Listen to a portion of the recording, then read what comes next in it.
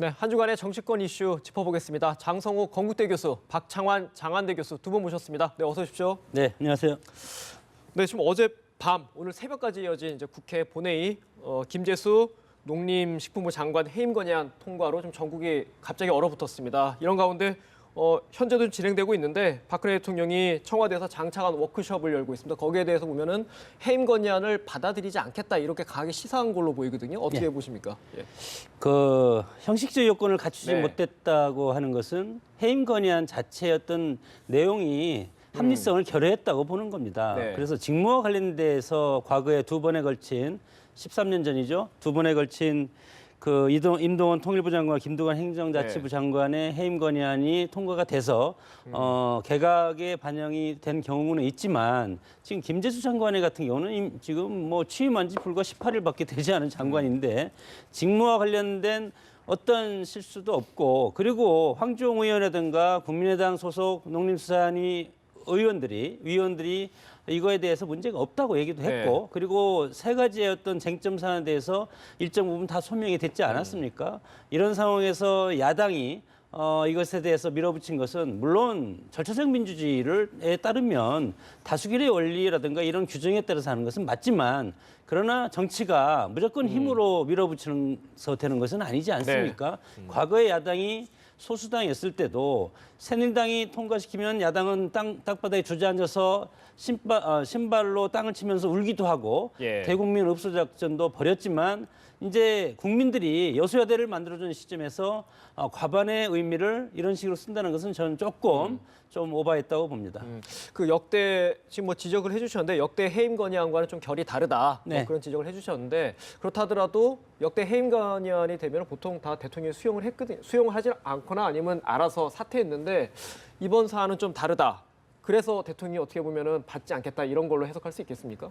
사실 야당에서도 해임 건의안이 통과가 되더라도 박근혜 대통령이 받을 거다라고 생각하지는 않았을 것 같아요. 박근혜 대통령의 지금까지의 어떤 스타일을 보면은 정면 돌파 아마도 이제 그렇게 예상을 했을 텐데요. 근데 오늘 이제 그 형식 요건에도 맞지 않는다라고 얘기를 한 거는 사실 닭이 먼저냐 달걀이 먼저냐의 문제입니다. 김재수 장관 같은 경우에 그 인사청문회가 있었지 않습니까? 부적격 판결이었거든요. 장관으로 인사청문회를 확대한 게 당시 박근혜 대표 시절이었습니다.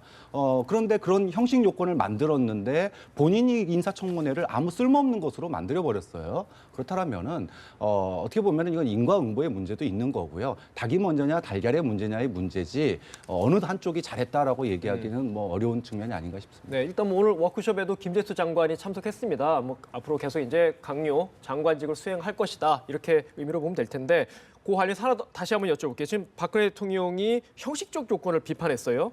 구체적으로 어떤 부분을 염두에 두고 얘기했다고 볼 수 있을까요? 그 이제 해임 건의안 같은 경우에는 이제 장관의 직을 수행하면서 네.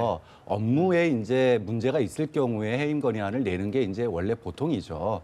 근데 이번 같은 경우에는 사실 인사청문회부터 이 논란이 시작되는 겁니다. 농림부 장관, 그러니까 이제 농어촌의 수장으로서 농협에서 당시 8%의 금리를 1% 금리로, 그러니까 황제 대출이라고 그러죠. 또 그거 가지고 엄청난 차익도 얻었고요. 또 어머니를 갖다가 차상위 계층으로 두면서 보험료를 아낀 부분이라든지 도저히 국민 정서에 맞지 않는데 그래서 청문회에서 또 부적격 판결이 났는데 그래도 대통령이 이제 임명을 강행을 했단 말이죠. 그러니까 야권이 이거를 어떻게 처리할 것인가, 해임 건의안으로 갈 것인가 아닌가 사실 논란이 많았는데 임명되고 나서 SNS에다가 자기가 흙수저라서 이렇게 국회에서 당한 거다. 네. 이렇게 얘기를 하니까 야권이 이거는 도저히 반성의 기미도 없고 안 되겠다. 그래서 사실 야권의 어떤 힘을 보여준 겁니다. 이제 내용이 중요하느냐 아니면 형식 요건이 중요하느냐라고 보면 대통령이 얘기한 장관 직무 수행 이후에 결격 사유가 없다라고 하는 형식 요건은 맞는 얘기지만 어떤 자격 논란, 그 자격 논란에부터 문제가 있었고 또 청문회에서 부적격 판결이 났었다라고 하는 이런 부분들까지 묶어서 봐야 될 사안이 아닌가 싶습니다. 저는 이제 질문을 드리겠지만 뭐 다른 각도에서 좀 분석을 해주셨는데 이 형식 요건이라는 게 어제 국회법 그런 거를 좀 미시적으로 지적한 게 아닌가 싶어서 질문드렸습니다. 어떻게 보세요? 네, 그렇죠. 뭐 차수 변경하는 것도 그렇고 예. 여야가 지금 합의를 해야 되지 않습니까? 그러나 물론 이제 표결할 때 마지막에 이것은 절차상으로 새누리당은 아니다 싶어서 일괄 다 빠져나와서 예, 예. 정당성을 없게 만드는 것이 이제 새누리당의 입장이고 야당 입장에서는 어차피 이렇게 된 것은 그리고 직전에 박근혜 대통령이 대북 지원 사업과 관련해서도 상당히 강도 높은 비판을 했지 않았습니까? 그래서 국민의당 입장에서도 그걸 빌미로 해서 찬성으로 이렇게 돌아서는 그래서 결과적으로는 이것이 됐지만 지금 국회의장이 지금 그 국회를 운영을 함에 있어서 사회를 보는 것도 상당히 새누리당 측에서 봤을 때는 이것은 비합리적이다. 야당 출신이기 때문에 야당을 많이 생각하고 새누리당보다는 야당 쪽에서 힘을 발휘하는 그런 국회의장의 어떤 역할 그거에 대해서 상당히 이제 비토적으로 났는데 정치는 결국은 이익 창출 행위 아닙니까? 그러면 야당이라든가 김재수 장관의 해임 건의를 했을 때 야당에는 이것이 과연 어떤 정치적인 이득이 올 것인가 속 시원한 비토는 할 수 있고 다수결의 힘으로 밀어붙여서 이것을 비토해서 대통령한테 건의할 수가 있겠지만 과거에 노무현 대통령 탄핵할 때도 마찬가지 아니었습니까? 결국은 이것은 이 부메랑에 대해서 이런 다수결의 힘으로 밀어붙인 그래서 대통령이 지적하는 것은 그겁니다. 직무와 관련된 것이 아니다. 그리고 이것이 무슨 SNS상에서 하고 청문회 전에 일어난 청문회 전에 이것이 부적격으로 올렸지만 대통령 그것을 또 임명할 수 있지 않았습니까? 절차적 민주주의에 따라서 이런 자체를 대통령이 전반적으로 저는 지적을 했다고 봅니다. 네, 지금 뭐 말씀하시면 이제 야권의 이익에 어떻게 보면 조금 전략적으로 미스다라고 그렇게 지적을 네, 하신 것 결국은 그렇게 같은데 될 가능성이 있습니다. 손익계산서를 좀 어떻게 봐야 되겠습니까? 먼저 더민주부터 한번 짚어보죠. 네, 저는 야권이 뭐 속 시원한 힘을 보여줬다 뭐 이런 예. 측면에서는 자위가 될지 모르겠지만 지금 전국이 사실 미르재단 그리고 더 예. K스포츠재단 이것이 게이트로 사실 확산하는 국면이거든요. 이런 국면에서 굳이 해임 건의안을 통과시킨다 하더라도 대통령의 거부권이 행사될 것이 뻔한 시점인데 이렇게 되면서 사실 어떻게 보면 이슈 전환, 정쟁의 빌미를 제공한 꼴이 돼버렸거든요. 결국 야권이 지금 미르재단이나 아니면은 더 K스포츠재단에 집중을 하면서 선택과 집중을 할 필요가 있는데 괜히 이걸로 국면을 갖다가 전선을 갖다가 넓힌 그러면서 국민들이 봤을 때 이 모든 것이 다 정쟁이다 이렇게 봐버리게 하는 효과가 있기 때문에 야권이 초창기에 그러니까 미르와 K스포츠재단이 불거지기 전에 만약에 이걸 통과시켰다라 그러면은 할 수 있는 이슈 전환이지만 지금 상황에서는 야권이 굳이 이거를 선택하지 않더라도 국면을 유리하게 이끌 수 있었는데 또 민주나 이 국민의당이 어떻게 보면은 대통령의 어떤 도발에 좀 말린 게 아니냐. 사실 대통령이 어젠가요, 그젠가요, 야당이 과거에 북한에게 준 돈으로 햇볕 북핵 정책, 개발했다. 뭐 그다음에 찌라시다. 뭐 이런 식으로 도발을 한 것이 국민의당의 전환을 가져온 거지 않았습니까? 어떻게 보면 여기에 말린 게 아니냐. 저는 이제 그렇게 봅니다. 이제 근데, 그런 거죠. 예. 두 가지 측면에서 보면 행정부가 잘못하면 이것은 새누리당이 여론적인 지탄을 받을 가능성이 그렇죠. 상당히 많고 예. 국회는 국민들의 지난 4.13 총선에 야당한테 과반 이상의 힘을 밀어주지 않았습니까? 국회에서 이러저런 여러 가지 뭐 안 좋은 모습 이런 것이 일어나면 야당한테 국민이 지탄을 야당이 받을 가능성이 상당히 많기 때문에 국회에서 어제와 같은 그런 모습 이것은 새누리당이 결국은 정치적으로는 훨씬 더 큰 이익을 볼 가능성이 상당히 많다고 봅니다. 두 분 다 이제 더민주로서는 손익계산서에서 조금 더 이제 손실이 좀 크지 않겠냐 전략적으로 저는 얻을 것이 없다고 봅니다. 그럼 새누리당은 어떨 것 같습니까? 새누리당은 잃을 게 없었습니다. 예. 이미 뭐 미르재단 문제라든지 이런 문제들로 그다음에 각종 뭐 우병우 수석 문제 이런 걸로 사실 사면초가에 놓여 있는 상황이었거든요. 사실 기회만 된다 그러면은 들어놓고 싶은 심정인데 더 민주가 어떻게 보면은 기회를 준 거라고 봐야 되겠죠. 이번에도 이제 이거 통과되면서 아까도 말씀하셨지만 뭐 차수 변경이라든지 소위 말하면 이제 자질구레한 이런 절차상의 문제들도 생길 수 있는 거고요.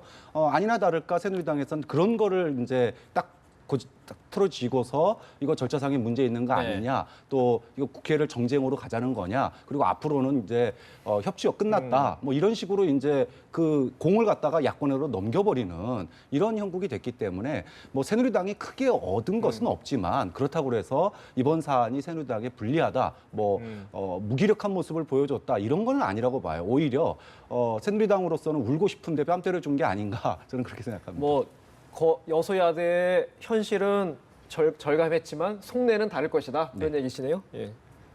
교수님은 어떻게 보세요? 이 지금 어떻게 보면 새누리당이 더 유리하다 이렇게 분석하셨는데. 아니 훨씬 유리한 거죠.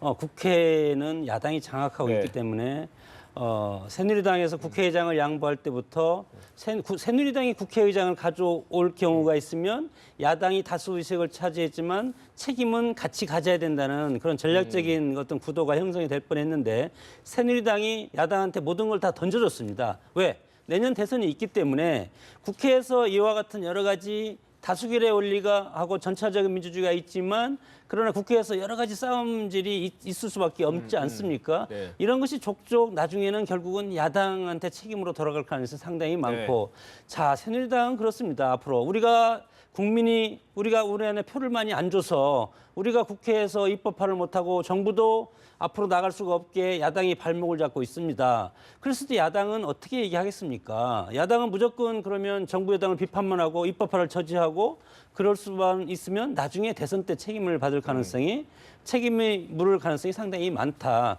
그래서 야당은 어떻게 보면 지난번에 국회의장을 받은 것은 저는 독이 든 성배라고 생각을 하고 협조할 것은 협조하고 내년 대선 때까지는 정책으로 승부를 해야 되고 그리고 국회에서 새누리당과 이 어떤 수를 가지고 선진화법이 있어 이런 것도 다 지금 이렇게 무용지물이지 않습니까 사실은. 그러나 해임 건의안 같은 경우는 특수하게 3분의 2 이상 발의하고 제적 과반의 찬성과 제적 과반의 찬성으로 이것이 통과되게 돼 있기 때문에 그런 걸 대하고는 여야가 합의하지 않으면 아무것도 할 수가 없습니다. 그래서 어제 그런 사건은 야당한테 훨씬 더 불리한 그런 상황의 국면을 가져와줬다 그렇게 봅니다. 두 분 다 뭐 이제 겉으로 보이는 거랑 다르게 여야의 손익계산이 좀 다를 수 있다 지적하셨는데 이번 해임 건의안 이슈에서 좀 묘한 행보를 보인 쪽이 국민의당입니다. 마지막으로 국민의당에 대해서 좀 지적을 좀 평가를 해주시죠. 어떻게 보면 존재감을 보였다 이런 평가도 긍정적 평가도 할 수 있거든요. 네, 그렇습니다. 만약에 국민의당이 어저께 표결에 참석하지 않았다 그러면 뭐 표결이 어떻게 될지 결과도 장담할 수 없었을 뿐만 네. 아니라 됐다 손 치더라도 모양새가 참 더 민주로서는 묘하게 될 상황이었거든요. 그런 측면에서 존재감을 보여줬다, 캐스팅 보드의 힘을 보여줬다 이런 측면은 분명히 뭐 국민의당이 이야기할 수 있을 것 같습니다. 근데 문제는요, 오락가락 행보입니다. 처음에는 3당이 공동으로 발의하기로 했다가 그 다음에 빠졌는데 빠지게 된 사유가 두 가지입니다. 하나는 대통령이 거부권 행사할 게 뻔한데 뭐하러 하느냐, 실효성의 문제였고요. 두 번째는 이 해임 결의안이 통과가 되면 주도권이 더 민주로게 갈 거다. 그러니까 사실 더 민주가 잘 되는 꼴은 배 아파서 못 보겠다. 이 두 네. 가지 때문에 안 한 거거든요. 그런데 소위 그 햇볕 정책 얘기가 나오니까 또 이렇게 바뀌어 버렸어요. 이런 오락가락 행보 속에서 속내를 들켰다. 국민들에게 속내를 들켰다. 네. 그런 점에서 힘은 보여줬지만 국민의당도 얻은 건 그다지 없다고 봅니다. 어떻게 보면 일단 어제 일어나고 좀 바로 지금 손익계산을 평가하기는 조금 이른 감도 있을 것 같은데 어떻게 보면은 조금 더 이제 시간이 지나면 그게 드러날 것 같아요. 가장 판이 벌어지는 게 다음 주부터 국정감사가 열립니다. 국정감사는 어떻게 제대로 될 것 같습니까? 국정감사는 정파적인 어떤 그런 정쟁의 수단이 아니고 국민을 위한 국정감사입니다. 그래서 새누리당이 물론 어젯밤에 그런 상황에서는 국감도 앞으로는 참여하지 않겠다. 국회 일정을 전면 국회 보이콧하겠다. 전면 보이콧 하겠다고 했지만 새누리당이 야당이 소수당이지만 집권 여당 아닙니까? 집권 여당의 책임은 다 해야 된다고 봅니다. 김재수 해임 건의안 그 사태는 그 사태로 해서 이것은 나중에 국민들이 판단하고 국민들이 뭐 어떻게 보면 판단을 할 일이고 집권 여당의 직무를 방기할 수는 없다. 책임을 면하려면 국정감사의 형식이 다시 임해서 국민을 위한 국정감사 그리고 정부를 당으로서도 견제하고 그리고 또 다시 새로운 것을 정부한테 주문을 해야 되지 않겠습니까? 그래서 집권 여당으로서 책임은 저는 다 해야 된다고 봅니다. 당위성을 좀 말씀해 주신 것 같은데 네. 실제로 새누리당 움직이면 어떨 것 같습니까? 사실 이제 어저께부로 뭐 협치는 끝났다. 그래서 예. 뭐 이제 당장 오늘부터 뭐 이제 정쟁이 더 이제 격화될 것처럼 예. 보이는데 이거 전에도 협치는 없었습니다. 지난번에 예. 인사청문회 때 이미 새누리당이 보이콧했어요. 다. 그러니까 뭐 제가 봤을 때는 이번에 그 해임 건의안이 통과됐기 때문에 협치가 사라진 것이 아니고 소수 여당으로서 어떤 스탠스를 취해야 될 것인가에서 이미 새누리당은 방향이 정해졌습니다. 가만히 있어도 국회 선진화법 때문에 예산안 올해 통과될 거고요. 그렇다면서 이제 어떻게 보면은 국회를 다수 야당이 차지한 국회 속에서 틈만 나면 새누리당은 아마 들어눕고 이게 우리가 소수가 된 것이다. 국민들에게 흡수하는 전략으로 갈 것이기 예. 때문에 이미 방향은 정해졌고 지난번 그 인사청문회 보이콧과 같은 사태가 앞으로 국감이 진행되면 조그만한 어떤 충돌만 일어나도 새누리당은 아마 곳곳에서 보이콧 사태를 펼치지 않을까 그렇게 예상이 됩니다. 뭐 전체로 따지면 사실 뭐 지적하신 것처럼 새누리당이 소수당이지만 어쨌든 간에 원내에서는 원내 1당입니다. 현재로서는. 그래서 네. 그 무게감이 적지 않을 것 같고 그 전국이 좀 어떻게 흘러 같아요? 지금 현재로서는 극한 대치로 일단 외견상 보이는데. 아니 앞으로는 더 극한 대치로 예. 가야 되지 않겠습니까? 내년 대선이 있는데 예. 내년 대선을 앞두고 여야의 지금 모든 이 정쟁의 이런 발단은 내년 대선이 목표로 있다. 그런 걸 봤을 때 국감이면 국감 또 내년에 와서 또 이제 예산 뭐 연말에 예산은 뭐 자동적으로 통과되기 때문에 새누리당이 훨씬 더 유리한 국면에 있기 때문에 야당이 오히려 여기서 이제 서두를 가능성이 상당히 있는데 그렇지 않으면 정부 안대로 그냥 통과돼 버리니까 그런 차원에서 앞으로 사사건건 여야가 대립할 수밖에 없는 구도. 그랬을 때 국회를 장악하고 있는 다수의 야당. 이 야당이 앞으로 훨씬 더 저는 수세적으로 몰릴 가능성이 있는데 이것을 수적으로 해가지고 계속 여당을 압박하면 압박할수록 새누리당에 대한 국민들의 어떤 연민의 정 이것이 커질 가능성이 상당히 많기 때문에 야당도 국회에서 다수당이 된 그런 힘만큼 국정을 이끌어갈 수 있는 그런 동력을 여당한테 제공도 하고 서로 협치의 정신을 오히려 야당이 살리지 않으면 내년 대선 국면에서 훨씬 더 불리한 여건이 될 가능성이 상당히 많다고 봅니다. 그 어떻게 보면은 전략적으로 대치 정국이 장기화될 것이다.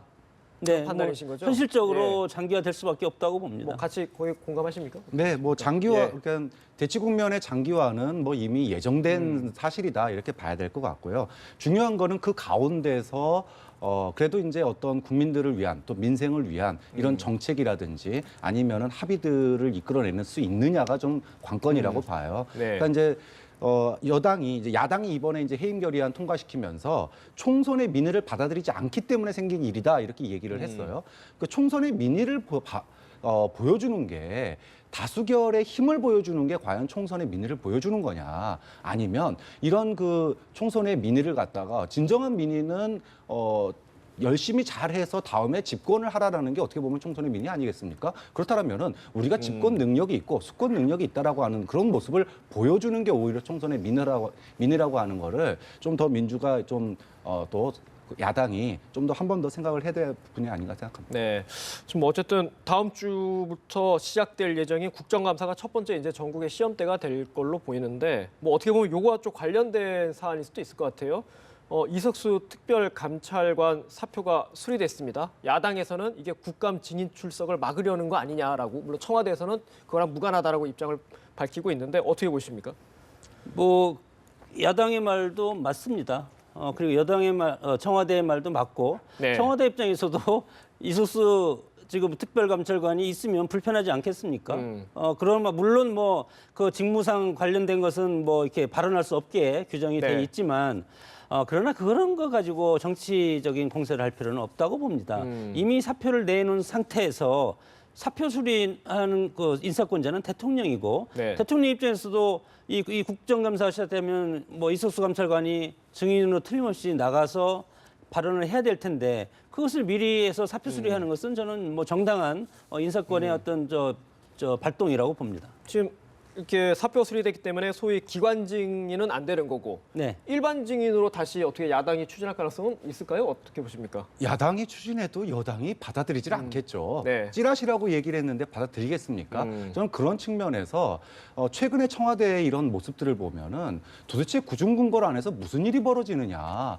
해외에 나가서도 전자결제로 인사 다 하셨거든요. 근데 이석수 감찰관 같은 경우에 25일, 거의 한 달간이나 지금 사표를 처리하지 않고 있었습니다. 그런데 30일 날 국감에 나오기로 돼 있는 마당에 굳이 며칠 안 남겨두고 사표 처리를 했다라고 하는 거는 증인이 되는 걸 아예 원천적으로 차단한 거나 마찬가지입니다. 이렇게 본다면 사실 이게 국민들 입장에서 보면 미르나 아니면은 더 K스포츠 이런 의혹이 커져가고 있는 상황에서 이거 뭐 찍어내기 아니었냐 이런 그 지금 언론 보도가 나오고 있는 상황에서 과연 청와대가 이런 그 오해받을 행동을 하는 게 저는 그 적절하지 않는 행동이다 이렇게 봅니다. 어쨌든 뭐 양쪽의 그 의도는 지금 주장이 엇갈리는 상황에서 어쨌든 이석수 증인 채택은 물 건너갔다 이렇게 보면 되는 거겠죠? 알겠습니다. 어쨌든 다음 주 그 어떻게 보면 국감의 관전 포인트 중에 하나가 이석수 증인의 발언이었는데 예.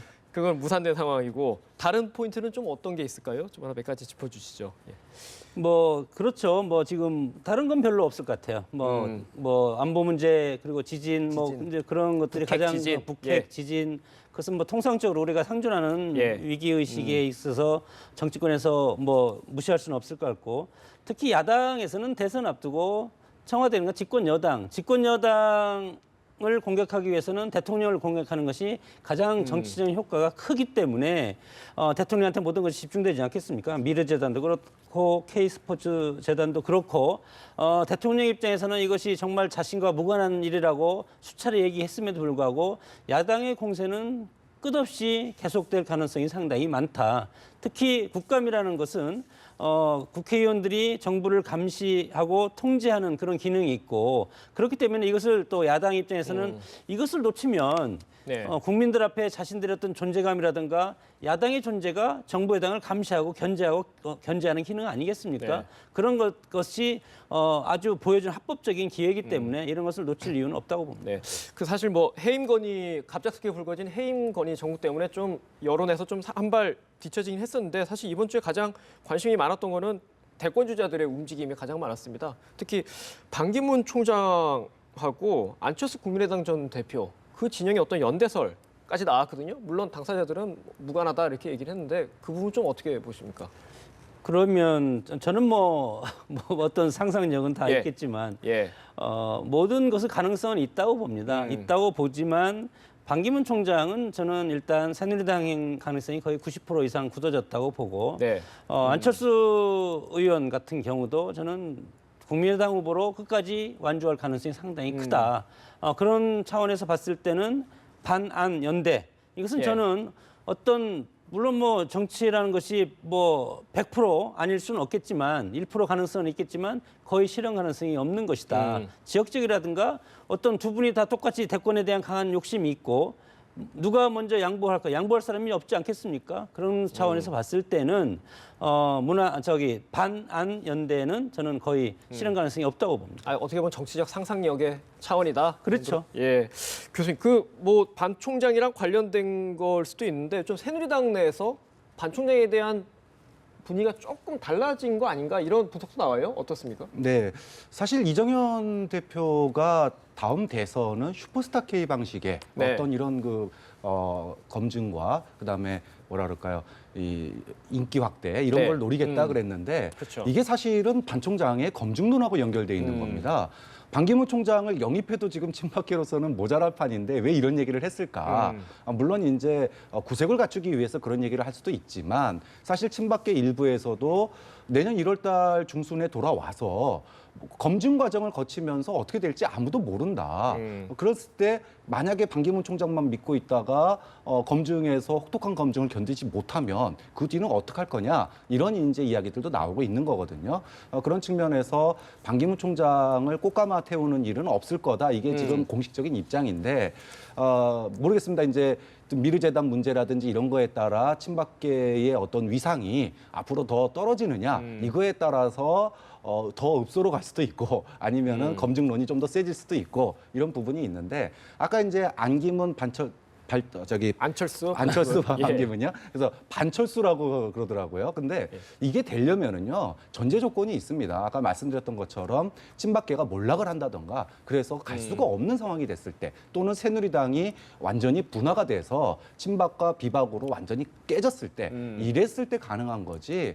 그러기 전까지는 반철수 효과라고 하는 건 저는 상상력에 가깝다라고 봅니다. 두 분 다 그 부분에서는 의견이 비슷하네요. 예. 네, 반기문 검증은 치열하게 하지 않으면 역동성이 쓰러져서 네. 대선에까지 가서 야당한테 질 가능성이 상당히 많은 케이스가 반기문 후보론인데 그런 차원에서 봤을 때 뭐 슈퍼스타 K라든가 아주 역동성 있는 검증 과정을 거침으로써 한 6개월 정도 가지 않겠습니까? 예. 어차피 6개월 정도 검증 기간을 거치면 야당이라든가 정치권의 모든 이슈는 반기문 후보한테 몰릴 가능성이 상당히 크고 이것은 전략과 전술 중에서 전술적인 측면이 상당히 강하다고 저는 봅니다. 그런 차원에서 전술적으로 반기문 후보 내년에 와서 사무총장의 검증 과정을 길게 하면 할수록 오히려 이것은 새누리당의 진정성이라든가 국민들한테 반기문 후보를 홍보하면서 짧은 기간에 국민적 어떤 후보로 만들 수 있는 그런 카드가 될 수가 있기 때문에 물론 혹독하겠죠. 그러나 대선 본선에 나가서 혹독해서 무너지는 것보다도